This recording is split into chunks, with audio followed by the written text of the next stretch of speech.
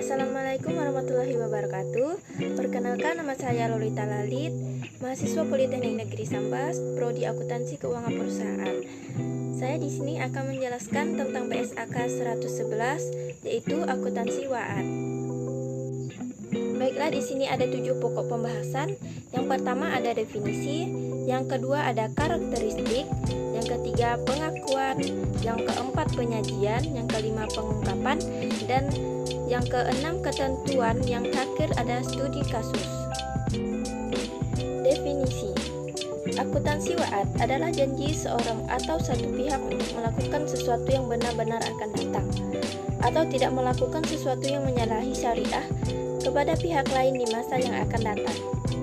Menurut Fatwa DSN MUI nomor 85, WAAD dalam transaksi syariah berarti meningkat atau mulzim. Artinya, janji wajib ditunaikan dan boleh dipaksa oleh pihak yang diberi janji atau oleh pihak otoritas yang berwenang. Namun, bertolak belakang dengan Fatwa DSN MUI nomor 27 yang menyatakan bahwa WAAD tidak bersifat mengikat.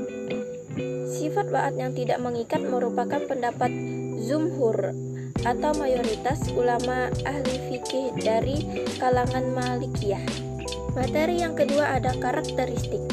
Akuntansi WAAD yang merupakan janji dari suatu pihak kepada pihak lain untuk melaksanakan sesuatu di masa mendatang diterapkan pada beberapa transaksi syariah, seperti WAAD yang ada dalam murabahah, ijarah mutakiyah, bitamlik.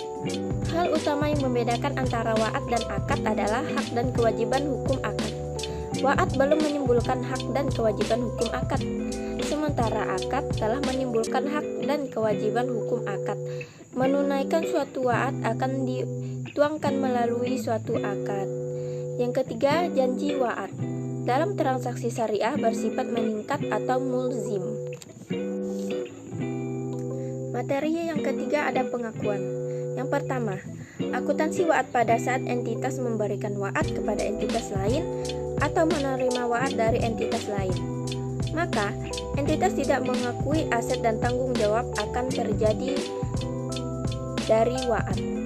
Yang kedua, ketika entitas memberikan WAAD kepada entitas lain, maka hal tersebut belum memunculkan aset atau liabilitas dalam laporan keuangan. Selanjutnya, yang ketiga, entitas mengakui aset atau kewajiban yang terkait pada saat akad dilakukan atas dasar WAAD sebelumnya sesuai dengan pengaturan dalam PSAK lain yang relevan. Yang terakhir, ada ketika akad dilakukan atas dasar WAAD sebelumnya, entitas menetapkan pengakuan dalam PSAK lain yang relevan seperti PSAK 102 akuntansi murabahah dan PSAK 107 akuntansi ijarah. Materi yang keempat ada penyajian. Akuntansi WAAD, entitas wakaf menyajikan aset temporer wakaf yang dikirimkan sebagai liabilitas, seperti gambar di samping. Selanjutnya ada materi pengungkapan.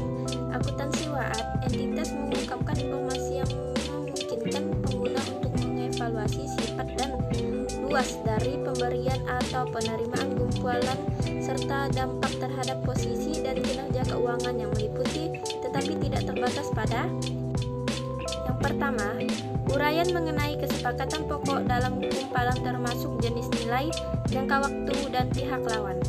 Yang kedua, tujuan kebijakan dan pengelolaan risiko yang muncul dari WAAD.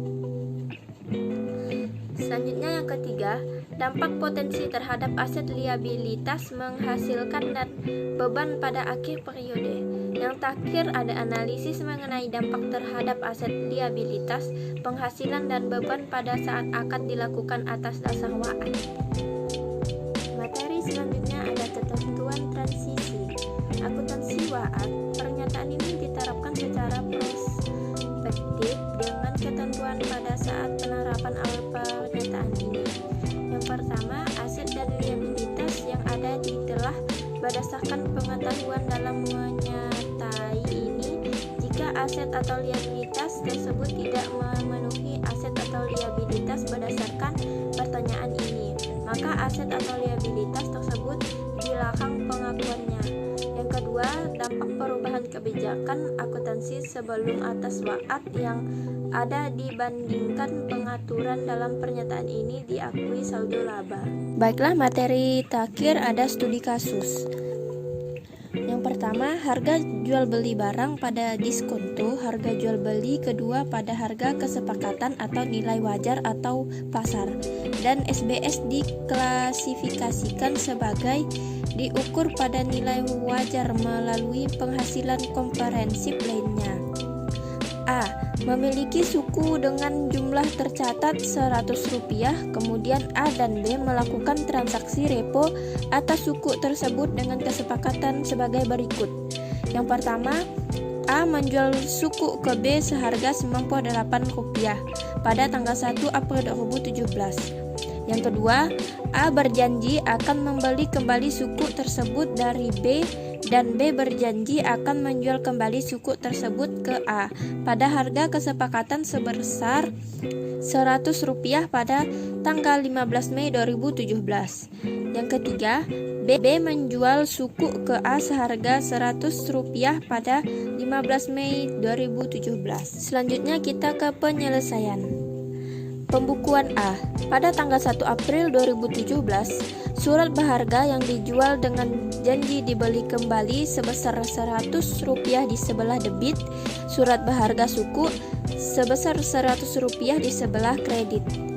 Bank atau kas di sebelah debit sebesar Rp98, liabilitas utang atas surat berharga yang dijual dengan janji dibeli kembali sebesar Rp98 di sebelah kredit. Pengukuran nilai wajar.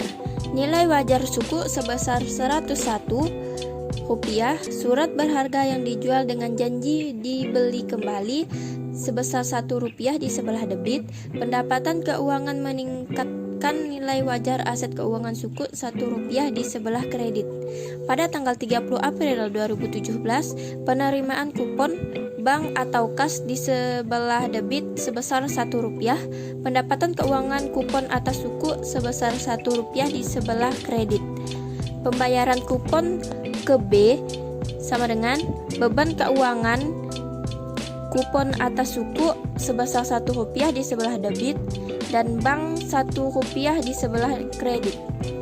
Catatannya, kupon belum dipotong pajak final. Selanjutnya ada pengukuran nilai wajar suku. Nilai wajar suku sebesar Rp103, surat berharga yang dijual dengan janji dibeli kembali sebesar Rp3 di sebelah debit, pendapatan keuangan peningkatan nilai wajar aset keuangan di sebelah kredit sebesar Rp3. Pada tanggal 15 Mei 2017, nilai wajar suku sebesar Rp105. Surat berharga suku di sebelah debit sebesar Rp105. Surat berharga dan jual dengan janji dibeli kembali di sebelah kredit sebesar Rp104. Pendapatan keuangan peningkatan nilai wajar aset keuangan di sebelah kredit sebesar Rp1. Liabilitas uang atas surat berharga yang dijual dengan janji dibeli kembali sebesar Rp98 di sebelah debit, beban keuangan peningkatan nilai wajar liabilitas keuangan di sebelah debit sebesar Rp7, bank atau kas sebesar Rp105 di sebelah kredit. Tutup buku pada awal tahun. Pendapatan keuangan peningkatan nilai wajar aset keuangan sebesar Rp5 di sebelah debit, pendapatan komprehensif lain keuntungan kerugian dari perusahaan aset keuangan tersedia untuk dijual sebesar Rp2 di sebelah debit, beban keuangan peningkatan nilai wajar liabilitas keuangan suku sebesar Rp7 di sebelah kredit. Pembukuan B. Pada tanggal 1 April 2017, nilai wajar suku sebesar Rp101, tagihan atas surat berharga yang dibeli dengan janji dijual kembali sebesar Rp101 di sebelah debit, bank sebesar Rp98 di sebelah kredit, pendapatan keuangan peningkatan nilai wajar aset keuangan di sebelah kredit sebesar Rp3. Selanjutnya, pada tanggal 30 April 2017, penerimaan kupon bank atau kas sebesar Rp1 di sebelah debit, pendapatan keuangan kupon atas suku di sebelah kredit sebesar Rp1. Pengukuran nilai wajar suku. Nilai wajar suku sebesar Rp103, Tagihan atas surat berharga yang dibeli dengan janji dijual kembali sebesar Rp3 di sebelah debit. Pendapatan keuangan peningkatan nilai wajar aset keuangan di sebelah kredit sebesar Rp3. Selanjutnya, pada tanggal 15 Mei 2017, nilai wajar suku sebesar 105. Bank atau kas sebesar 105 di sebelah debit. Tagihan atas surat berharga yang dibeli dengan janji dijual kembali sebesar 104 di sebelah kredit. Pendapatan keuangan peningkatan nilai wajar aset keuangan di sebelah kredit sebesar Rp1. Dan yang terakhir, jurnal tutup buku pada awal tahun. Pendapatan keuangan peningkatan nilai wajar aset keuangan di sebelah debit sebesar Rp7.